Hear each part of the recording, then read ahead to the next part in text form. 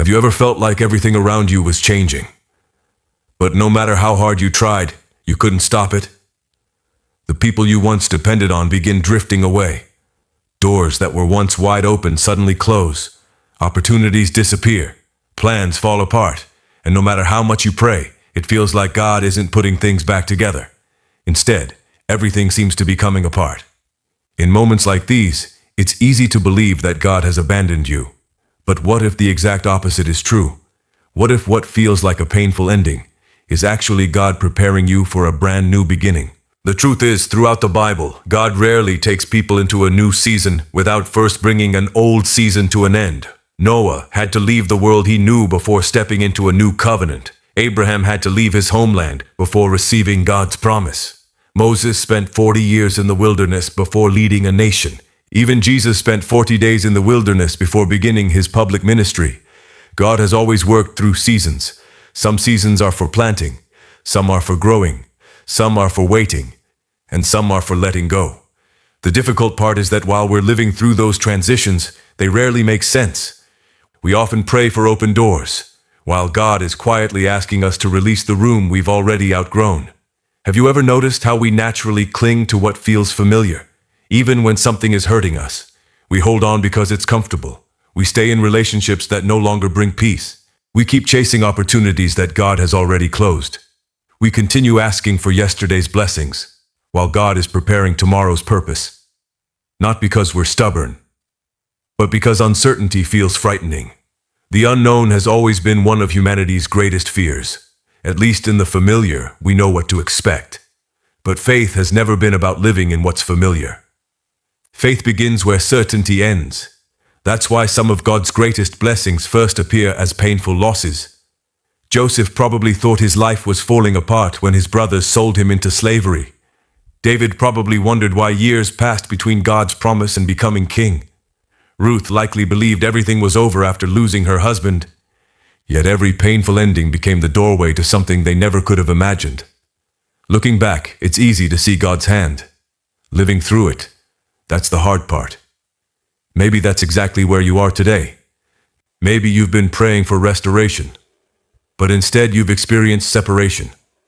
Maybe you've been asking God for answers, yet all you've received is silence. Maybe you've been wondering why relationships have changed, why certain opportunities disappeared, why life suddenly feels unfamiliar. If that's you, don't stop watching.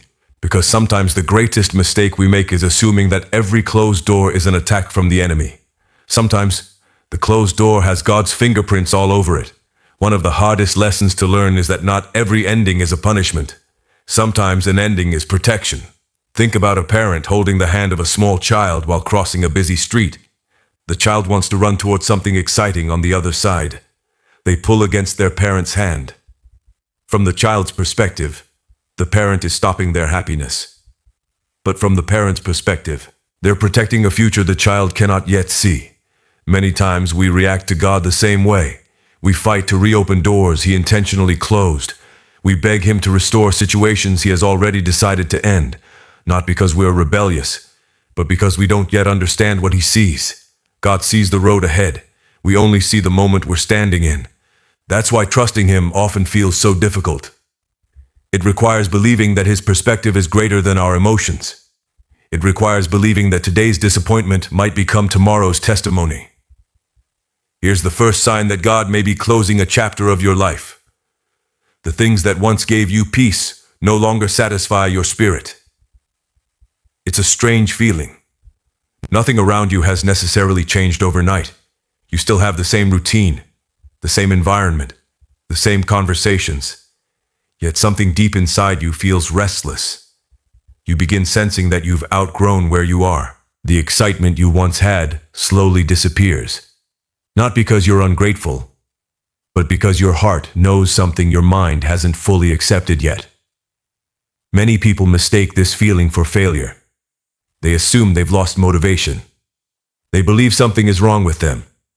But throughout Scripture, before God called people into a new season, he often created a holy dissatisfaction with the old one.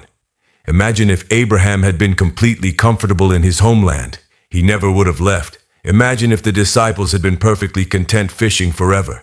they never would have followed Jesus. Growth often begins with discomfort. God doesn't always push you out. Sometimes he changes your desires until staying feels more uncomfortable than leaving. And that's where transformation begins.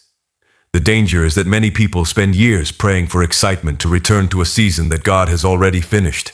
Instead of asking, God, restore what used to be, perhaps the better prayer is, God, show me where you're leading me next. Because when God closes one chapter, it's rarely because he's finished with your story. More often, he's preparing to write a better one. And the second sign is even harder to recognize because it usually involves the people closest to you.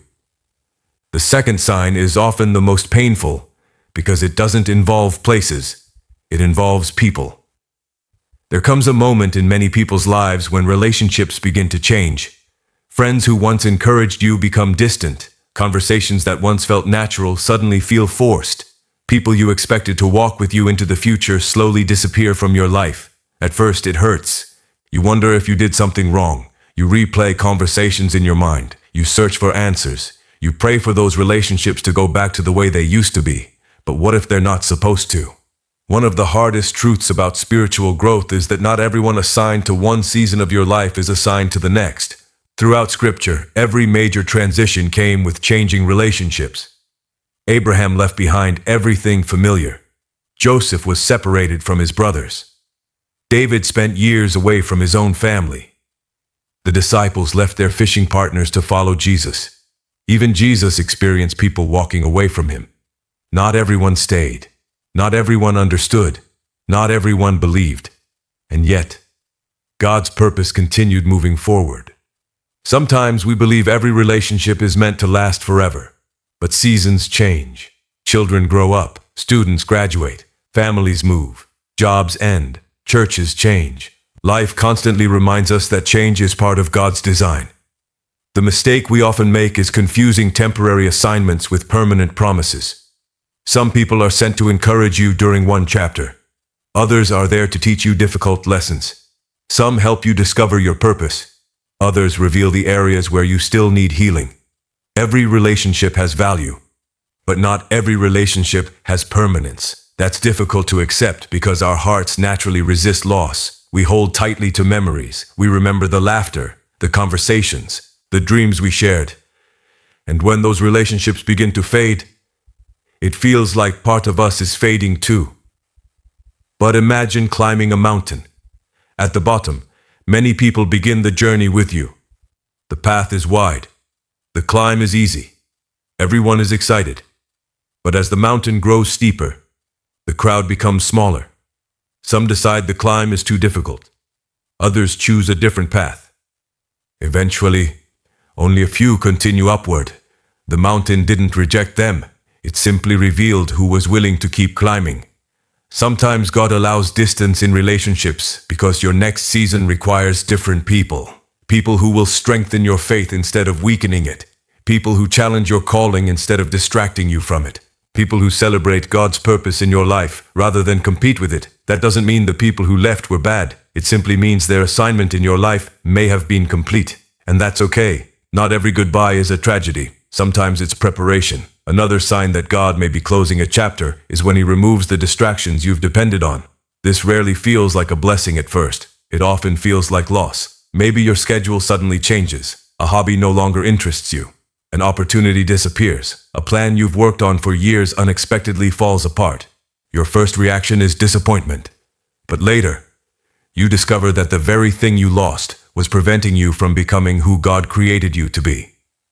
Think about Gideon. Before God gave him victory, he reduced his army. Human logic said bigger was better. God said smaller was stronger. Why? Because God wanted Gideon to trust him rather than numbers. Many times God removes things we think we need, so we can finally discover that he is enough. The world teaches us to collect more success, more attention, more security, more possessions. But Jesus often taught the opposite. He spoke about surrender, humility, dependence. Sometimes the greatest blessing isn't what God gives, it's what he lovingly removes. Because not everything we carry belongs in the next season. A tree doesn't argue with autumn. It doesn't desperately tape dead leaves back onto its branches. It lets them fall, not because the tree is dying, but because it's preparing for new growth. If trees refuse to release old leaves, new ones have no room to grow. Our lives often work the same way. God isn't trying to empty your life. He's making room for something you cannot yet see. And when you understand that, loss begins to look different. Not easy, but purposeful. The challenge is trusting God while you're standing between chapters. You're no longer where you used to be, but you're not yet where you're going. That space can feel lonely, uncertain, even frightening. Yet throughout the Bible, God often did his greatest work in those in-between seasons. The wilderness prepared Moses. The cave prepared David. The prison prepared Joseph. The waiting prepared the disciples. Perhaps the season you're calling delay, God is calling preparation. Because he is often doing his deepest work in places where nothing seems to be happening. And the third sign may be the clearest of them all, because it changes not only your circumstances, but the desires of your own heart. The third sign is often the quietest. It doesn't begin around you. It begins within you. One day, you wake up and realize your prayers have changed. You no longer pray for the things that once consumed your thoughts. The dreams that once kept you awake at night don't carry the same weight anymore. The approval you desperately chased suddenly feels unimportant. The things that once defined your identity begin to lose their grip on your heart. At first, this can feel confusing. You wonder if you've lost your passion. You wonder if you've become tired or unmotivated. But what if God isn't taking away your passion? What if he's replacing it? Throughout the Bible, whenever God prepared someone for a new assignment, he first transformed their heart. Before Peter became the leader of the early church, Jesus transformed his fear into courage. Before Paul carried the gospel across nations, God completely changed the direction of his life. Before Esther stepped into the palace, she was an ordinary young woman living an ordinary life. God didn't simply change their circumstances. He changed what they desired. Because lasting transformation always begins inside before it becomes visible outside. Think about a seed buried beneath the soil. For weeks, nothing appears to happen. The ground looks exactly the same. People walk across it without realizing that life is quietly growing beneath their feet. Then one day, without warning, a small green shoot breaks through the surface. Everyone notices the plant, but no one saw the weeks of invisible growth that made it possible. God often works the same way. Long before he changes your situation, he changes your heart. He begins removing desires that no longer fit your future.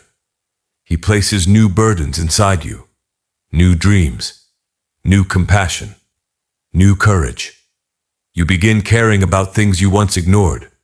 You become less interested in impressing people and more interested in pleasing God, less focused on recognition and more focused on purpose. Those changes may seem small, but they are often the strongest evidence that God is preparing you for a new chapter. Because when your heart changes, your direction eventually follows. Maybe that's why some opportunities no longer excite you. Maybe that's why certain conversations leave you feeling empty. Maybe that's why you've sensed a holy dissatisfaction that you can't explain. It's not because God is taking something away. It's because he's leading you somewhere you've never been before. And here's what I've learned. God rarely reveals the entire journey. He usually reveals the next step. If he showed us everything at once, we would probably be overwhelmed. Instead, he asks us to trust him one step at a time. One prayer, one act of obedience, one decision after another. Looking back, you'll realize those small steps were leading somewhere extraordinary all along.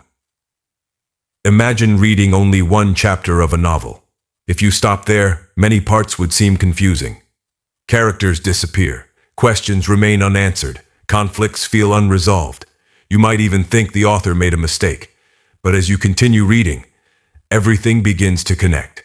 The chapter that once seemed painful suddenly makes sense. Life is much the same. Many people judge God's faithfulness based on one difficult chapter. But God isn't writing one chapter. He's writing your entire story. And the author never loses control of the ending.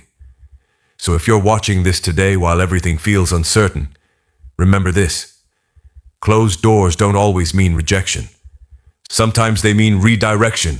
Changing relationships don't always mean abandonment. Sometimes they mean preparation. A restless heart doesn't always mean something is wrong. Sometimes it means God is calling you forward. The chapter you're grieving today may become the testimony you thank God for tomorrow. Years from now, you may look back and realize that the moment you thought your life was falling apart was actually the moment God was putting everything together. Because God's greatest work often begins where our understanding ends. When we can no longer see the road ahead, that's when faith becomes more than a word. It becomes a choice to believe that even when you don't understand His plan, you can trust His heart. Maybe today you're standing between two chapters. One has already ended. The next hasn't fully begun. That place can feel lonely. It can feel uncertain. But you are not forgotten. You are not abandoned, and you are certainly not without purpose. God is still writing. He is still preparing. He is still working, even when you cannot see it. So don't rush the process. Don't force doors open that God has closed. Don't chase people who are only meant for a season. Instead, keep walking, keep trusting, keep believing, because the God who brought you through every chapter before this one already knows how your next chapter begins. If this message spoke to your heart, take a moment to comment.